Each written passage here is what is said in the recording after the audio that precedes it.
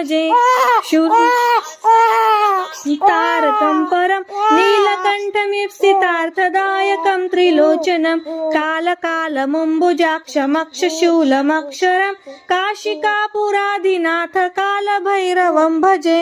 शूलटङ्कपाशदण्डपाणिमादिकारणं श्यामकायमादिदेवमक्षरं निरामयं भीमविक्रमं प्रभुं विचित्रताण्डवं प्रियं काशिकापुरादिनाथ कालभैरवं भजे प्रशस्तचारु विग्रहं भक्तवत्सलं सितं समस्तलोकविग्रहं